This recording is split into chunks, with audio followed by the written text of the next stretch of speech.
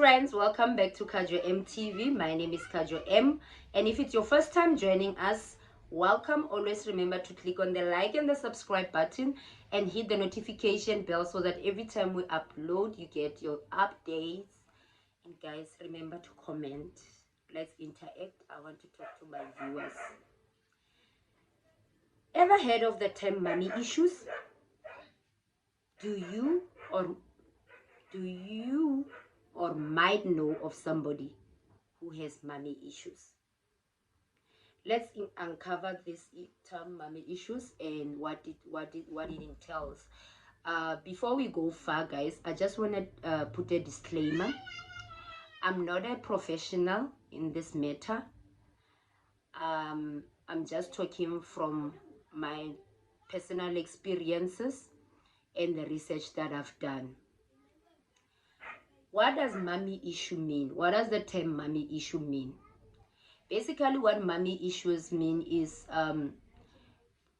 if you have psychological challenges and emotional challenges that arise when you were growing up towards your mom, in a simple form, that you might have experienced a feeling of neglect, you might have experienced rejection, you might have experienced abandonment, and you might have difficulty controlling your emotions, as well as you might have low self-esteem. But those are not the only signs that can occur when you have mommy issues. There's plenty of them. I'm just gonna highlight the most common ones.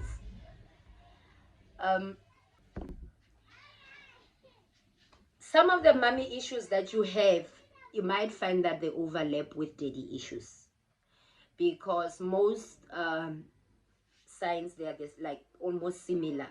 Some people have daddy issues, they have abandonment issues because their dads left them at an early age.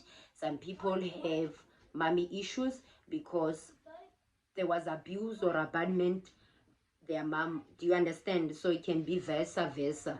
It's not a one box thing that you find that a person has mommy issues or only daddy issues. Some people might have mommy issues and daddy issues, and some people might only have mommy issues but not have daddy issues. So what I'm gonna explain right now is how women exhibit mommy issues first. So what are the signs that women exhibit in mommy issues? The first sign, the people with mommy issues, they like to please people. Yeah, they are people pleasers. The women with mommy issues, they have difficulty setting boundaries. They like to self-sacrifice, meaning that when they love too deep, like they forget about themselves. When they do something, they do, like, you even neglect your health or in everything. Like when you give your all. And that one, it goes with being an empath as well. They feel too much, like they have a soft spot of feeling, and they can connect with people easily. They have fear of abandonment. They overemphasize on relationships. To them, a relationship is everything. They can't be alone. Some of them, they tend to be tomboys because they never felt that mommy love, so they have these masculine characters to protect their hearts. And then most common one, it's low self-esteem. Now we're gonna exhibit mommy issues in men. What are mommy issues in men? Most men, they have anger issues, difficulty with emotions, fear of being tied down, basically commitment issues. They don't want to get married, or they can't keep a relationship for a long time. Tendency to be objective towards women. They treat women as objects. They don't see women as they don't see the value of a woman. For them, you're an object that they can use and throw away. That's what I mean. And then another most common one is cheating patterns. Most guys who's got mommy issues, they cheat a lot because they don't know, or they have never experienced attachment and the love that they're supposed to reciprocate towards a woman. I often tell people that a mom and a son relationship is very important, as much as a dad and a daughter relationship is very important. Not everyone has similar patterns though. Some people might have all the signs that I've said and more. Some people might have one or less. So it depends differently on people. And some people use that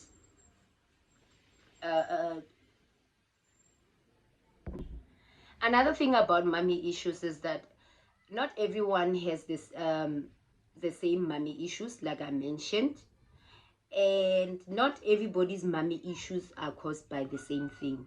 I don't know if it makes sense. What I'm trying to say is some people have mommy issues because of abandonment issues, like I said, and it tends, most of those people that have mommy issues because of abandonment, you might find that they were parentified as kids. The term is called parentification. What does parentification mean? Parentification is a term where you find that, what do I mean by parentification? Parentification is where you find that a child has to take responsibility of adults from a very young age. In which form do I mean that? Some parents, maybe they drink too much and they're never at home. You find that the firstborn is responsible to take care of the siblings, to bath them, to cook for them. Some even expect their kids to take their siblings to school, to and back from school. And some parents are single parents, they work double shifts or they work at night, they're not at home. The elderly child is forced to take over the parents' responsibility and become the parent, basically. That is what parentification means.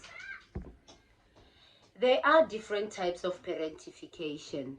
Not all parentification situations are the same, so I'm going to highlight a few.